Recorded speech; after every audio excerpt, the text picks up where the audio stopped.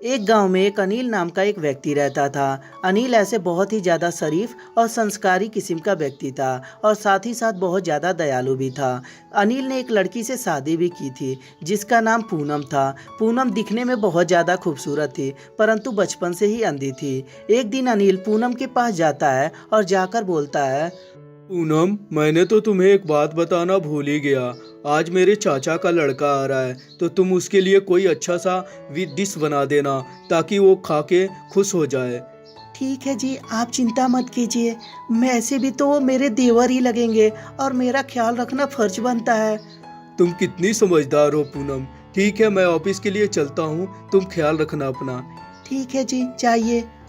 और ये बोलकर अनिल ऑफिस के लिए चला जाता है। थोड़ी देर बाद अनिल का भाई भी आ जाता है जिसका नाम तूफानी रहता है। तूफानी जब अपनी भाभी को देखता है तो एक टक देखता ही रह जाता है और मन में सोचने लगता है, वाह, भैया ने तो तीर मार दिया, तीर। अरे क्या पटाखा भाभी लेके आए हैं। अरे यार, ये मिल जाए ना तो मजा ही आ जाए। तूफानी ये सोच ही रहा होता है तभी उसकी भाभी बोलती हैं, देवर जी, आपको आने में कोई दिक्कत तो नहीं हुई?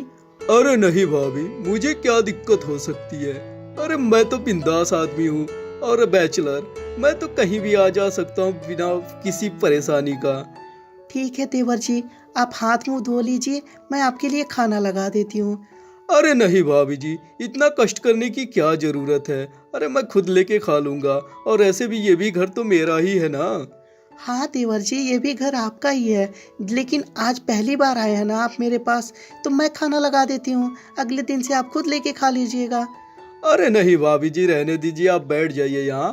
काफी थक गई होंगी, घर का सारा काम तो आप ही को करना होता है।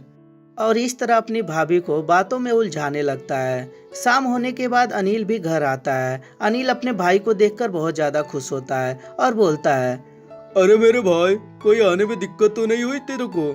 अरे नहीं भैया, क्या दिक्कत हो सकती है मुझे। मैं एकदम ठीक हूँ और आने में कोई भी समस्या नहीं हुई मुझे। अच्छा, अपनी भाभी से मिला कि नहीं?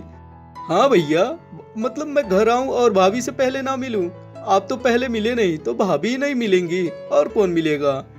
और इस तरह दोनों भाई में ढेर सारी बातें होती हैं। अगले दिन अनिल अपने भाई के कमरे में आता है और आकर बोलता है, तूफानी, तेरी भाभी कहीं गई हुई है लग रहा है आस पड़ोस में। एक काम कर, मैं ऑफिस के लिए चलता हूँ। तेरी भाभी आएंगी तो बता देना कि मैं आज थोड़ा जल्दी में था और ऑफिस में भी बहुत सारा काम पेंडिंग पड़ा हुआ है। मैं बाहर ही खाना खा लूँगा।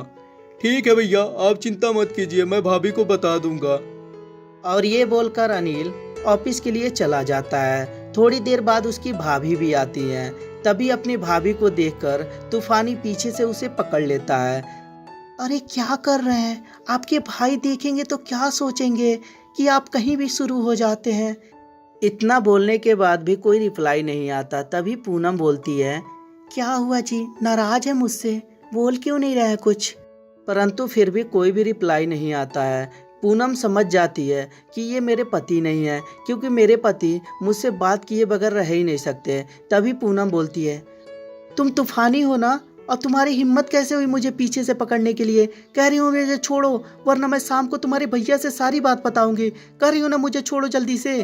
तभी तूफानी डर के मारे छोड़ देता है और बोलता है, प्लीज भाभी, भैया से मत कहिएगा।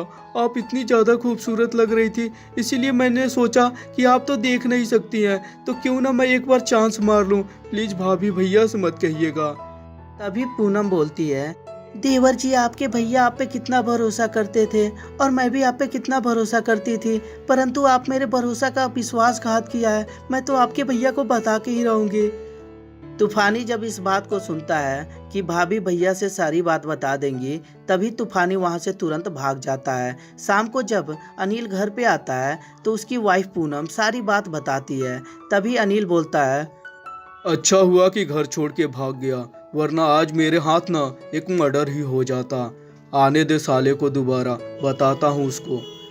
तो दोस्तों, कैसी लगी ये स्टोरी हमें कमेंट करके ज़रूर बताएं। अगर जो स्टोरी अच्छी लगी हो तो कृपया लाइक कर दें और हमारे चैनल को सब्सक्राइब करते समय घंटी भी ज़रूर दबा दें।